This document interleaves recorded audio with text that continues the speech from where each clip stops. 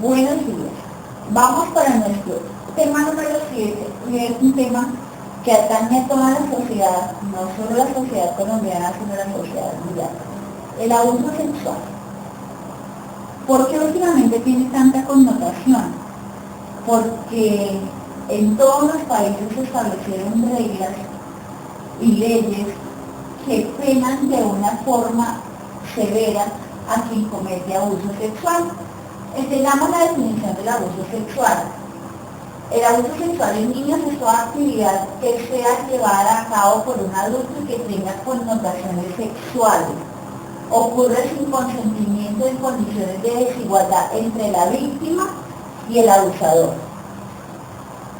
Es como tan severo cuando nosotros nos ponemos a pensar cuántos casos a nivel mundial nos hablan de que regularmente los victimarios, los abusadores siempre son conocidos de la familia, ya sea el papá, la mamá, el hermano mayor, el tío, el sacerdote, el pastor, el profesor, el compañero de grado superior. ¿Por qué? Porque son personas que tienen familiaridad e identidad con la víctima. Entonces, hay abuso sexual con penetración y hay abuso sexual que solo es de la parte del manoseo. Para los niños sea con penetración y con traslado, con inserción del pene o de mecanismos en la vagina, en el recto del niño, y con manoseo, siempre van a dar secuelas a corto, mediano y largo plazo. Entonces, por eso es que ahora el abuso sexual, cuando en una institución de carácter educativo, en un hogar comunitario, en un jardín infantil, se detecta, se cree, se percibe que un niño está siendo abusado sexual, lo primero que se tiene que hacer es denunciar. ¿Dónde se denuncia? Eso lo vamos a ver más adelante. Pero ¿cómo vamos a hacer para saber si nuestros niños y nuestras niñas en los hogares, en las familias, están siendo abusados sexualmente? Entendamos que el abuso sexual, a veces nosotros como padres y como madres abusamos sexualmente de nuestros hijos sin tener esas condiciones que están aquí resaltadas con rojos. ¿Y cuando abusamos? Antes era muy común que el papito y la mamita se bañaran desnudos con el niño. Y el niño quería bañarse desnudo con el papá y la mamá. O es que si nos ponemos a pensar, nuestros cuerpos de adultos son iguales a los de los niños. Nuestros cuerpos de adultos tienen la prominencia en el busto, los órganos sexuales de los hombres están más desarrollados, y para el niño es un choque mental ver el pene de su papá con el vello púbico, ver los senos de su mamá bien desarrollados y la zona vaginal, la vulva llena de vello púbico también. O sea, para el niño se distorsiona lo que es su identidad y su imaginario sexual con lo que está viendo, con lo que está percibiendo, a la vez con lo que puede tocar. Entonces miremos, ¿qué es lo que tenemos que hacer? Primero partamos del concepto que padres y madres no se deben bañar desnudos con sus hijos. Eso es parte del abuso sexual. Cuando nosotras las mamás somos las que bañamos a los niños y les hacemos el aseo, enseñémosles desde muy pequeño a bañar su zona vaginal y la zona de la ingle de los niños. ¿Para qué? Para evitarnos el conflicto. Desde muy pequeñitos a los niños enseñémosles cómo debe hacerse su aseo en el pene, cómo se debe correr el prepucio. ¿Para qué? Para que mantenga el glande limpio y no vaya a tener infecciones. Otra cosa que tenemos que hacer es que el cuerpo se respeta, es que es mi cuerpo y es tu cuerpo, le debemos decir al niño, solamente lo puede tocar mamita y papito. Pero a veces las mamitas somos tan desconfiadas y tenemos que desconfiar porque el papá vemos que para una niña como de 10 años y la voltea a mirar, y se la dan los ojitos, y se la dan los ojitos. En algún momento, ¿será que se va a respetar a los hijos? Y no estoy diciendo que ustedes como formadoras fomenten el que el papá y la mamá se distancien, porque es que el papá mira con malos ojos a las niñas. No, yo le estoy diciendo que tenemos que establecer cadenas de prevención en este manejo para prevenir el abuso sexual. Veamos las señales de alarma. Las señales de alarma cuando se ha sido abusado con penetración, obviamente que son el sangrado vaginal rectal o la lastimación y defloración del pene. ¿Por qué? porque el sagrado vaginal es que la vagina se dañó en el recto cuando es un niño regularmente, pues el sitio del abuso es el recto, y se le lastima el pene porque lo pueden morder. En Bogotá fue muy conocido el caso de una niñera que abusó sexualmente del niño que cuidaba. ¿Por qué? Porque le mordía el pene. El niño llegó a las urgencias médicas con el pene mordido y la mamá nunca se ha dado cuenta porque la mamá no tenía tiempo para cambiarle el pañal al niño. Una de las primeras acciones que hace el niño cuando es abusado sexualmente es, o la niña deja de hablar, se queda mudo. ¿Por qué? Porque es que es su dolor. Por eso les digo, es un dolor y un daño que no se puede curar muy fácilmente, que tiene muchos años, mucho trabajo con psiquiatría, con psicología y con trabajo social para que el niño trate de superarlo. El niño tiene pesadillas vividas, el niño recuerda lo que le pasó, recuerda quién se lo hizo, recuerda quién lo lastimó, quién lo dañó, por qué lo hizo.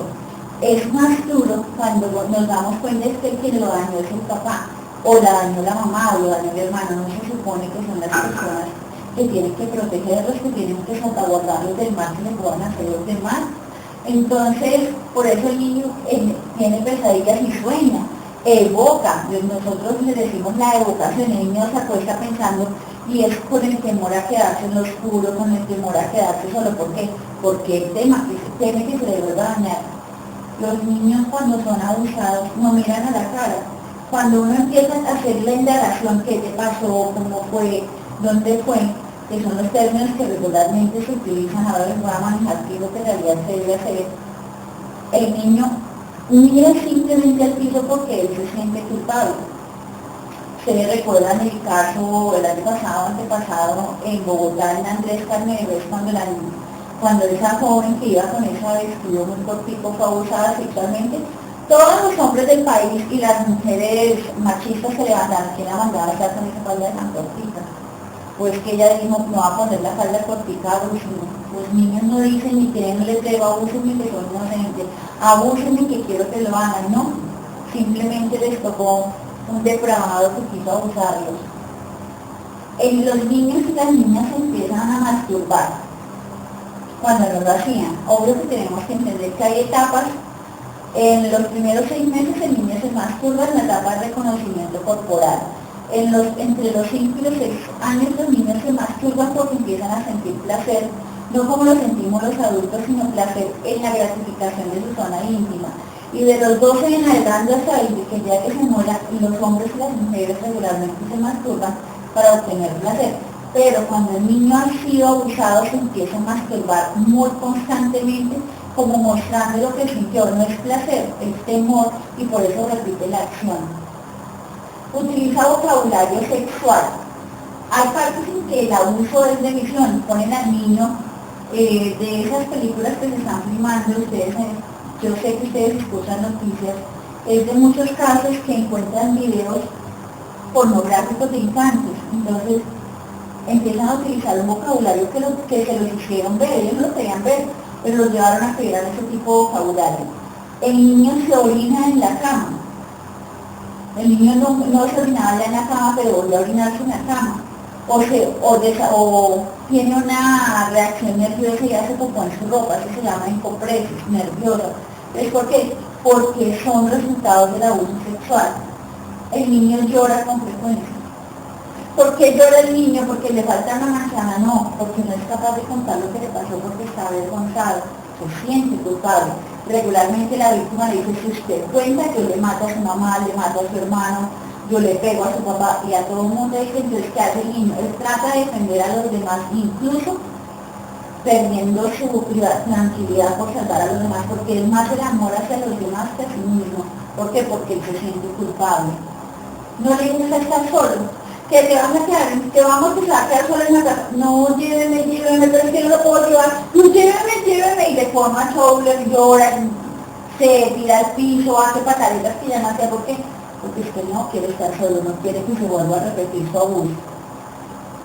Se encierra en sí mismo, y quiero que lo trabajemos mucho. ¿Por qué? Porque cuando el niño se encierra en sí mismo puede desarrollar el síndrome del espectro autista. O sea, es tanto que el niño se empieza a encerrar, y pues mire, se cierra a sí mismo, llora con frecuencia y no habla, son características específicas del niño autista o preautista, como lo pudiéramos decir.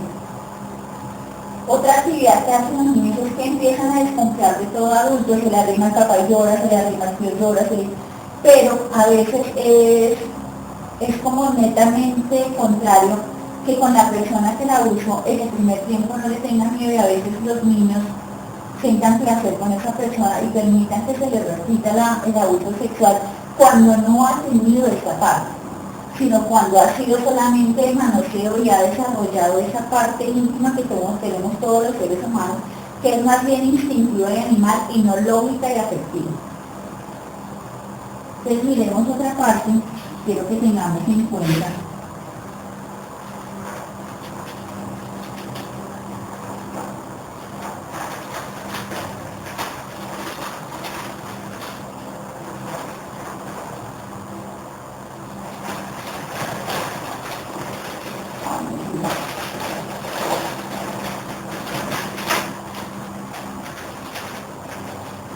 Y quiero que tengamos en cuenta.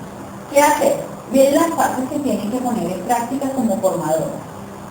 Cuando ustedes creen que el niño ha sido abusado sexualmente, deben que, primero, si el niño llegó consangrado, si el niño llegó con dolor, si el niño llegó, llamen inmediatamente a quién, a la familia. Si en la familia llegan y le dicen que no sabían, ustedes deben reportar al bienestar familiar, que es la primera instancia, lo que están viendo. Si el niño ustedes vieron que le hablaron a la familia y la familia no hizo nada, ustedes deben ser las primeras informadoras. Deben tratar de que el niño lo pueda hacer, haga valoración de medicina legal, tenga acompañamiento psicológico. Ese es el acompañamiento interdisciplinario para que el niño pueda subsanar en su interior el dolor al que ha sido sometido. ¿Cuáles son las medidas de prevención? ¿Cuáles son las medidas de prevención que nosotros podemos desarrollar en los jardines infantiles? El trabajo en la educación sexual sobre el niñismo, el mi social y el mi afectivo.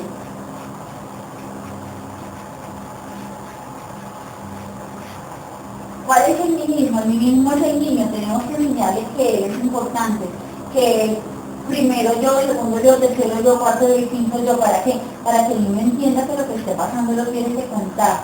El mi social, el niño tiene que contar, tiene que abrirse, porque recuerden lo que les digo, si se encierra en sí mismo, si llora y se aísla, el niño se los puede convertir en autista. Y el mi afectivo, que el niño haya sido abusado sexualmente no quiere decir que ya no lo vayan a querer en una casa, no quiere decir que todo el mundo le haga feo, no quiere decir que ya no puede estar inmerso en la sociedad, quiere decir que es un niño que necesita más atención que todos los otros. ¿Cómo acercarse a un niño que ha sido víctima del abuso sexual? Es tal vez uno de los ejercicios más difíciles que desarrollan los psicólogos y parte del equipo interdisciplinario que tiene que hacer la atención primaria y de ello. Cuando el niño nos llega y nos damos cuenta en el hogar infantil, en el hogar comunitario, en el jardín de infantes, en el sitio, tenemos que de una vez llamar, ¿qué? Buscar ayuda profesional. ¿Cuál es la ayuda profesional? El médico legista, el psicólogo o la familia, no, el psicólogo. Porque es que en manos del psicólogo está que el niño exprese a través del, si no lo quiere hacer oralmente, a través del dibujo. Porque la atención primaria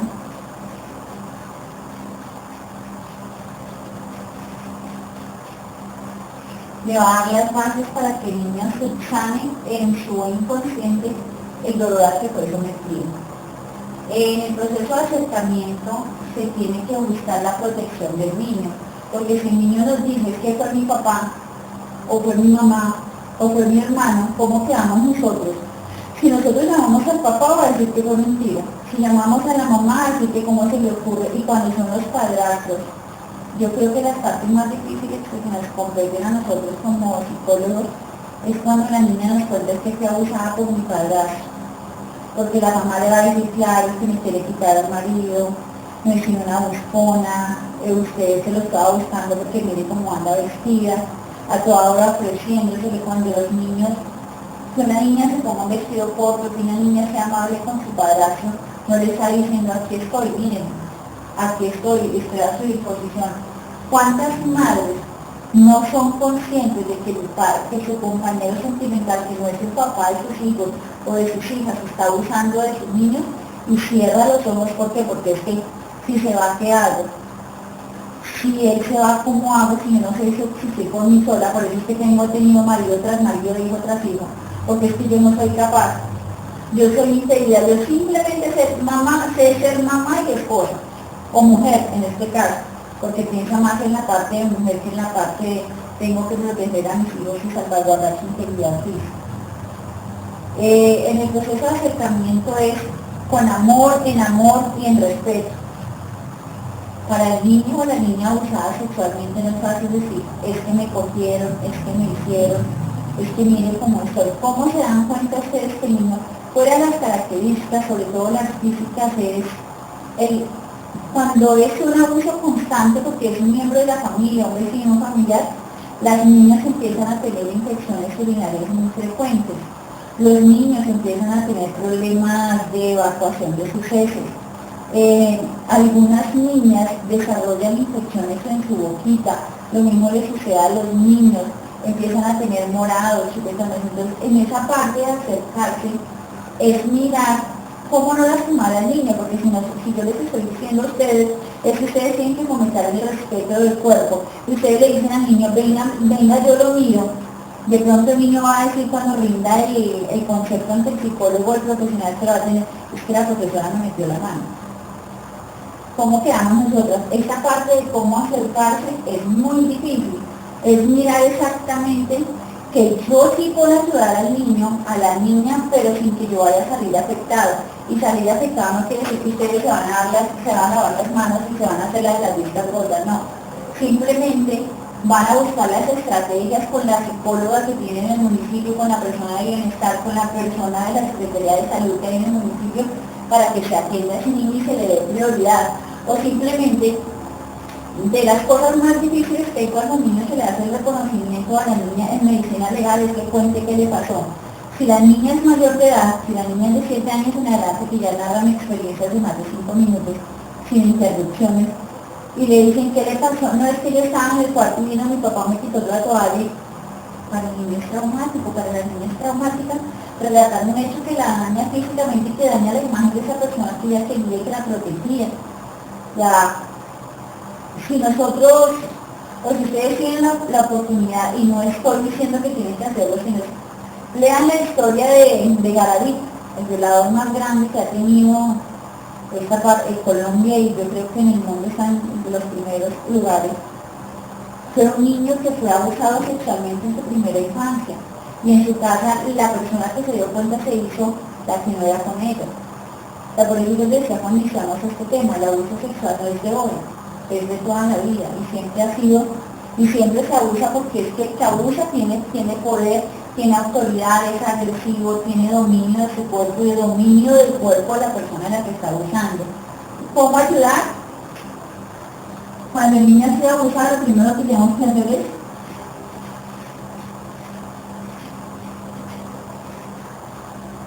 abrazar.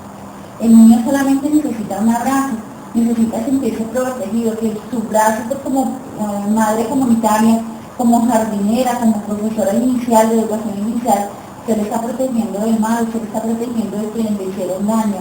Abrácelo. Nunca,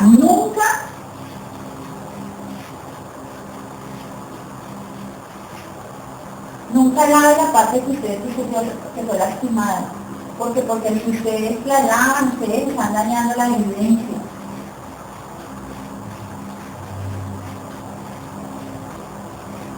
Tómele fotos si puede, pero no le tome el rostro del niño, tómele fotos de aquí para abajo, donde se vea esta parte, pero que no se le vea carita. ¿Por qué? Porque es que tenemos que guardar la identidad de la niña. Simplemente ustedes van a colocar el nombre y van a tocar la foto y van a llevarla para que no se pierdan las muestras, para que la persona que lo hizo pueda ser culpada, para que la persona que lo hizo pueda ser judicializada y tenga una pena, la pena que en realidad debe tener. ¿Ya de qué?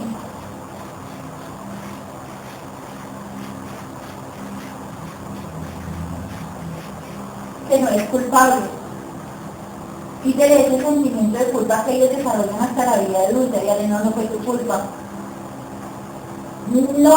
No la victimice más, pobrecita, pobrecita, pobrecita, pobrecito, pobrecito, ¿por qué? Porque ella se siente bien lastimado para decir, ay, qué pobrecito, ay, no, ay, no, hágalo sentir que es una persona, o sea, tuvo una falencia, fue abusado sexualmente, pero eso no lo ha impedido para el resto de la vida.